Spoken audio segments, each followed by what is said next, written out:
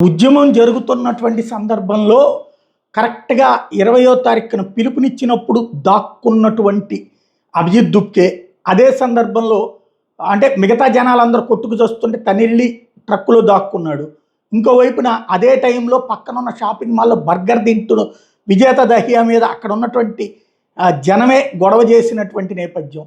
అలాగే జంతర్ మంతర్ దగ్గర అతన్ని రానివ్వడానికి వీలు లేదన్నటువంటి మాట అన్నాక స్వయంగా అభిజిత్ దుప్కే ఫోన్ చేసి తనని రావద్దని చెప్పినటువంటి నేపథ్యంలో ఇప్పుడు సీన్ మారిపోయింది. నేను బర్గర్ తింటే దాన్ని ఒక పెద్ద ఇష్యూ చేసినటువంటి వాడికి అతను ఎట్లా తినేవాడో మీకు తెలుసా అంటూ ఇప్పుడు అసలు లెక్కలు చెప్పుకొస్తున్నటువంటి పరిస్థితి. స్వయంగా అభిజిత్ దుప్కేకి సంబంధించినటువంటి చాట్లని బయటపెట్టి కొత్త విషయాల్ని వెలుగులోకి తీసుకొస్తున్నాడు విజేత దహియా. ఇదిగో అతని చాట్ని ఇప్పుడు బయటికి లీక్ చేసుకొచ్చాడు. ఎలా అంటే తిండి అనేటటువంటిది లేకపోతే అస్సలు తట్టుకోలేడు. ఇది దీప్కేతో జరిగినటువంటి చర్చకి సంబంధించి ఇది సోషల్ మీడియాలో వీళ్ళిద్దరికీ సంబంధించినటువంటి దాన్ని రచ్చరచ్చ చేస్తున్నాడు.